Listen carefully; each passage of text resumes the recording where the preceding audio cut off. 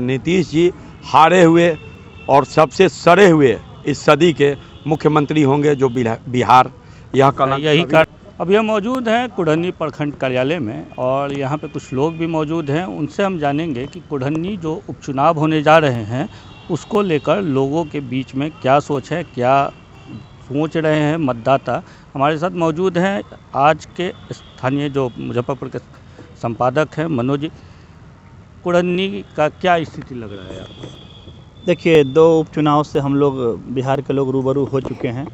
कमोबेश कुछ हद तक वैसी ही स्थिति कुढ़नी में भी होनी चाहिए। हालांकि ओवैसी साहब की पार्टी और राजद के बागी शेखर सहनी के खड़ा होने से और विकासशील पार्टी के तरफ से जो उम्मीदवार खड़ा किए गए हैं नीलाभ, जो साधु शरण शाही के नाती लगते हैं, इनसे कहीं ना कहीं समीकरण में घालमेल हो सकता है।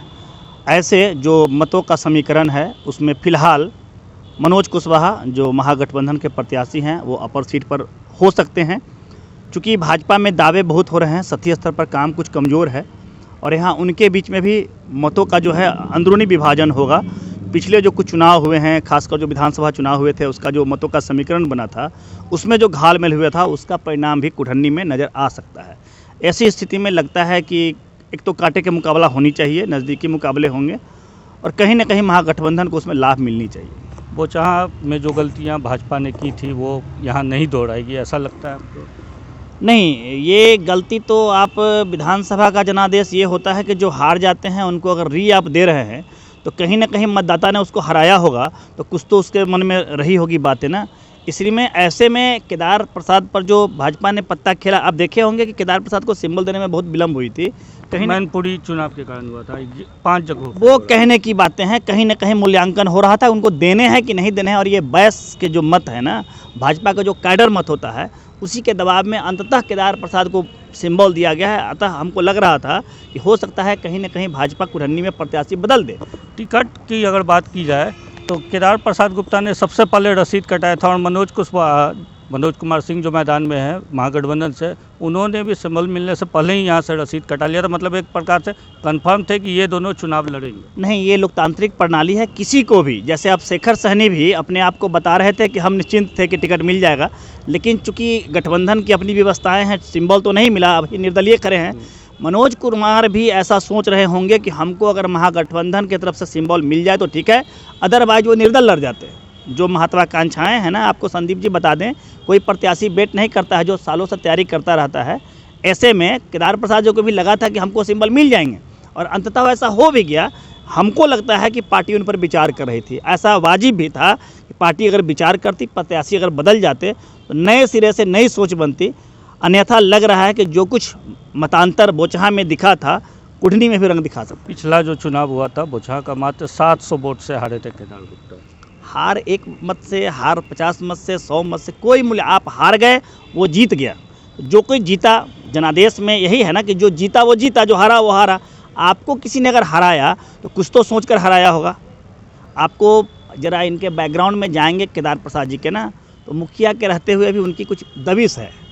उस दबिश से बहुत लोग ना उनके खिलाफ रहते हैं। जो अपने बैस समुदाय के लोग उनके साथ अगर होंगे तो अदर जो लोग हैं ना उनसे कुछ खींचे रहते हैं। इसी का परिणाम था कि वो पिछले विधानसभा चुनाव में हार गए थे। इस बार किधर रहेगा मतदाताओं का, आपको क्या लगता है? देखिए, मतों का जो, जैसे आपने कहा कि वो नीलाभ जो खड़े हैं, अगर वो भूमिहार मत को काटते हैं तो ये सरासर सीधे डैमेज करेंगे भाजपा को। शेखर सहनी अगर मत काटते हैं वो सीधे मत अभी डैमेज करेंगे भाजपा को। हाँ, ओवैसी जी की पार्टी के जो प्रत्याशी हैं अगर वो कुछ मत काटते हैं मुस्लिम से तो वो महागठबंधन को, अदरवाइज कुढ़नी विधानसभा क्षेत्र में लव कुश का भी बढ़िया समीकरण है और मुसलमानों की बहुत अच्छी स्थिति है।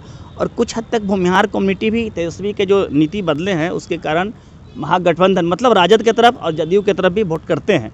10-20% भी अगर कर दिया, डैमेज किसका हुआ? ऐसी परिस्थिति अगर बनती है तो मनोज कुशवाहा अपर सीट पर होंगे और महागठबंधन यहाँ से भी जीते। एक और सहनी प्रत्याशी भी मैदान में मनरेगा बात चलाते हैं, 5000 वोट उनको भी पिछले बार मिला था। देखिए, वही तो मैं बता रहा हूँ कि सहनी मत जो पिछले कुछ दिनों से भाजपा को मिल रहे थे, अगर वो मत कटेंगे तो किसका डैमेज होगा? जो भूमिहार का मत एक पिछले कुछ चुनावों में भाजपा की तरफ मुड़ गई थी, अगर वो डैमेज करता है तो किसका डैमेज होगा? अजय निषाद उस डैमेज कंट्रोल को कर पाएंगे? अजय निषाद का आपने देखा कि बोचहा में उन्होंने क्या किया। उन पर तो विकासशील पार्टी मुकेश सहनी जो है भारी है, तो अजय निषाद जी का अपने क्षेत्र में देख लीजिए कितना उनकी उपस्थिति रहती है। ऐसे में तो उनसे खुद मतदाता रुष्ट हैं, अगर वो जाके कुछ समझाते हैं तो क्या समझेंगे, क्या प्रभाव पड़ेगा, इसका कहना वो जो अभी मूल्यांकन है वो आपको जनादेश के रूप में सामने मिलेगा। वो तो अभी आने में समय है। अभी की जो स्थिति है उसको देख के आप क्या आकलन लगता है?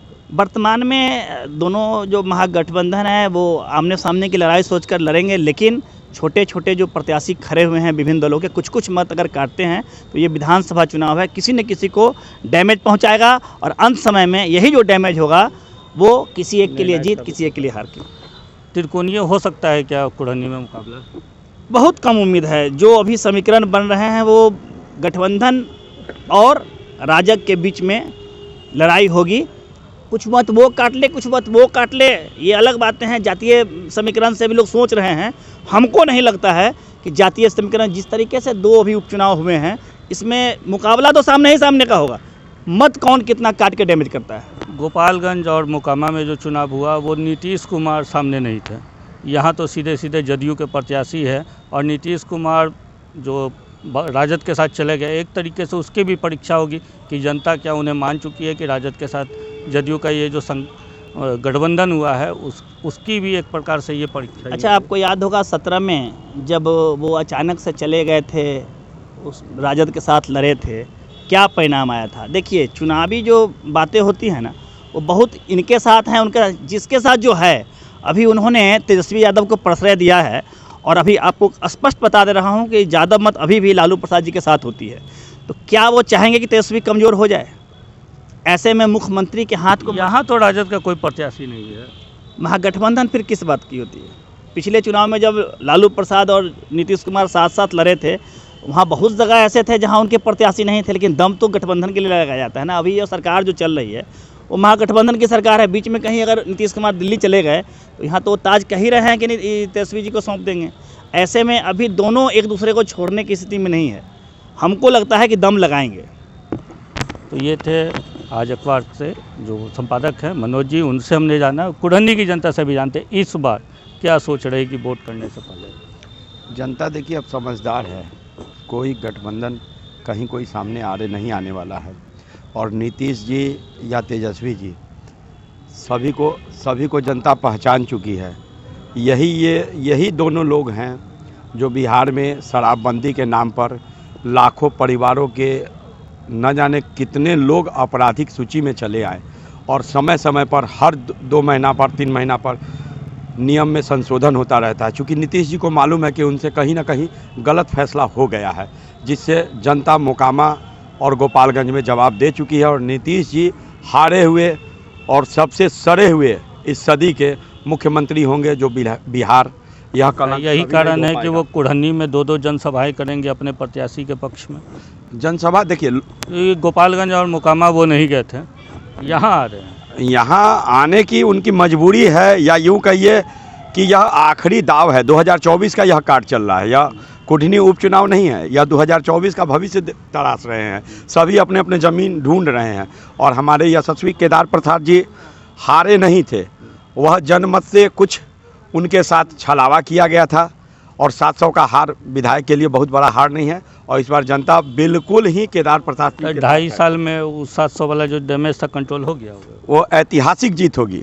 इस बार जनता अपने जनादेश के साथ, रणभेड़ी के साथ मैदान में उतरी भी है। और केदार जी नहीं लड़ रहे हैं, वहाँ की जनता लड़ रही है। और सभी महागठबंधन के धुरंधरों को जो टुकड़े टुकड़े में बंटकर आ गए हैं भोटकटुआ बनने के लिए, उन सभी को छीन चुकी है। और समय आने दीजिए, आपको ऐतिहासिक जीत कुढ़नी 2024 का इतिहास लिखेगी। और भी कुछ युवा हैं, उनसे भी जानते हैं कि क्या रहेगा कुढ़नी में, क्या रहेगा इस बार चुनाव में। चुनाव का मुद्दा तो विकास का ही होना चाहिए, क्योंकि हर जगह मुद्दा विकास ही होता है। पार्टी जो प्रत्याशी उतारती है वो तो जात के नाम पे उतारती है कि हाँ फलना वोटर ज़्यादा है तो इस फलना जाति को देंगे, चिलना वोटर ज़्यादा है तो चिलना जाति को देंगे। जात के आधार पे कैंडिडेट उतारे गए हैं आपके मैदान में। हाँ, पार्टी तो जात के नाम पे उतारती है, लेकिन जनता विकास चाहती है। जनता जात नहीं देखती है, जनता चाहती है कि हाँ विकास देखे, जो विधायक विकास करने वाला उस मुद्दे पे वो वोट करती है। और रही बात जात की, तो वहाँ जातीय समीकरण वहाँ देखने को मिल रहा है। और सीधा मुकाबला तो महागठबंधन और बीजेपी में है, लेकिन देखना होगा कि और सब जो छोटी छोटी पार्टियां हैं जो निर्दलीय हैं वो कितना वोट काटते हैं। उनसे ही फर्क पड़ेगा कि हाँ, उनके जो काटेगा मतलब वीआईपी और एमआईएम जो है वो यहाँ पे तय कर सकती है जीत और हार का अंतर। जी बिल्कुल, उनको जो वोट पड़ेंगे वो निर्णायक वोट होंगे, उनके जीत और हार के कारण वही बन सकते हैं, क्योंकि एआईएमएम जो वोट काटेंगे और राजद के कैडर वोट होते हैं महागठबंधन को पड़ते हैं, लेकिन वो जो काटेंगे एआईएमआईएम काटेंगे। वहीं जो वीआईपी का प्रत्याशी है नीलाभ कुमार, वो भूमिहार समाज से आते हैं और भूमिहार समाज दो सहनी जो हैं वो मैदान में है, तो नीलाभ को क्यों देंगे फिर निषाद समाज के लोग वोट? वो तो कह रहे धोखा हुआ मेरे साथ। वो कहते हैं कि सहनी समाज के सन ऑफ मल्लाह हैं, वोट दे देते हैं भूमिहार को, तो जाएंगे वो लोग। नहीं तो वो नीलाभ को ना दे, किसी और सहनी को ही दे, शेखर सहनी हो गए और को दे। लेकिन सहनी समाज अब इधर बीजेपी के वोटर थे, माना जाता था बीजेपी को वोट देते हैं तो वो भी बीजेपी को ही नुकसान जाएगा। और नीलाभ सहनी ना सही, भूमिहार का भी अगर कुछ वोट काट देते हैं तो वो भी बीजेपी को ही नुकसान होने वाला है। ओबीसी जो इसका वोट काटेंगे वो तो महागठबंधन का महागठबंधन का तो तो फिर कौन दोनों तरफ से तो है। कौन ज़्यादा वोट काटता है उस पर फर्क पड़ता है, वही निर्णायक होगा। जो ज़्यादा वोट काटेगा उसकी पार्टी पे असर पड़ेगा। आप क्या कहिएगा कि इस चुनाव को लेके जो जातिगत समीकरण बन रहा है कुढ़नी में, उसको लेके क्या होगा? देखिए, जातिगत समीकरण की बात कीजिएगा संदीप जी, तो सबसे बहुत महत्वपूर्ण बात जो है कुढ़नी में जो देखने को मिल रहा है, यहाँ सभी जातियाँ जो है कई भागों में जो है विभाजित होते जा रही है। आप देखेंगे सहनी वोटर जिस पर वीआईपी जो है वह दावा करने जा रहा था, मुकेश सहनी जब मुजफ्फरपुर आए तो जब वो लोगों से बात कर रहे थे, अपने जो सहनी वोटर से बात कर रहे थे, तो उन्होंने दावा किया था कि हम आपके सहनी से ही प्रत्याशी देंगे, तो तमाम सहनी जो हैं वह खुश थे। लेकिन उन्होंने उतार दिया भूमिहार को। वहीं भूमिहार समाज जो बीजेपी के कोर वोटर्स माने जाते हैं, अब उनके अंदर भी ये भावना है कि भाई साधु सरन शाही के बाद काफ़ी अरसे बाद एक भूमिहार का प्रत्याशी कुढ़नी में आया है, और भूमिहार वहाँ पर बहुत ही ज़्यादा कहीं ना कहीं निर्णायक भूमिका में रहता है। 25,000 से ज़्यादा आबादी उनकी वोटरों की संख्या है। तो ऐसे में भूमिहार भी जो है कन्फ्यूज हैं, सहनी भी कन्फ्यूज हैं, कुशवाहा भी कहीं ना कहीं थोड़ा बहुत कन्फ्यूज है। हालांकि कुशवाहा एक तरफा मनोज कुशवाहा की तरफ जा रहे हैं, लेकिन जब हम तमाम क्षेत्रों में जाते हैं, लोगों से बात करते हैं, तो वहाँ पर इस तरह की बातें सामने आती कि मनोज कुशवाहा का जो अंदाज हुआ करता था कहीं ना कहीं एक अलग टाइप का, वो जल्दी किसी के यहाँ नहीं जाते हैं। खुले मन से उन्होंने माफ़ी भी मांग ली। माफ़ी मांग ली मतलब वो स्वीकार है कि वो ऐसे थे। ऐसे माफ़ी तो एक बार तेजस्वी यादव ने भी मांग लिया था मंच से कि मेरे पिताजी से जो गलती हुई उसके लिए मुझे माफ़ कीजिए, यानी उन्होंने अपने पिता को दोषी ठहरा दिया। राजद A-Z की पार्टी होती है M/Y समीकरण छोड़ के, तो वो सही है। और मुकेश सहनी अगर सहनी की बात ना करके सर्व समाज की बात करते हैं, भूमिहार समाज की बात करते हैं कि वहाँ से कैंडिडेट होता है, तो वो गलत लगते हैं आप? नहीं, गलत वो नहीं है, गलत वो बिल्कुल नहीं है। इस हिसाब से देखा जाए तो आशुतोष भी गलत नहीं है। आशुतोष कुमार जो है भूमिहार ब्राह्मण की बात करते हैं, मुजफ्फरपुर के दो बड़े नेता सिर्फ भूमिहार की बात करते हैं, मुकेश सहनी सिर्फ अति पिछड़ा की बात करते थे।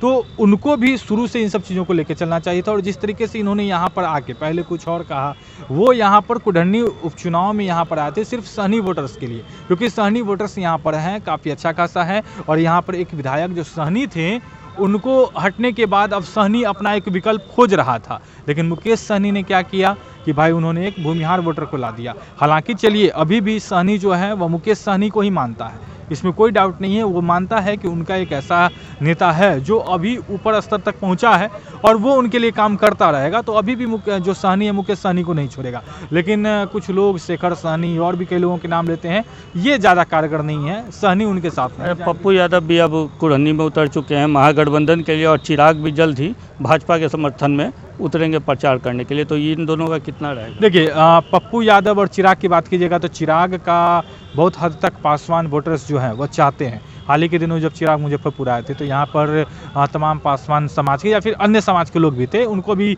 सिर्फ पासवान समाज का नहीं कहा जाता, वो सभी समाज को लेकर चलने वाले नेता खुद को बताते रहते हैं। लेकिन अभी भी पासवान चिराग को पसंद करता है, रामविलास पासवान के बाद।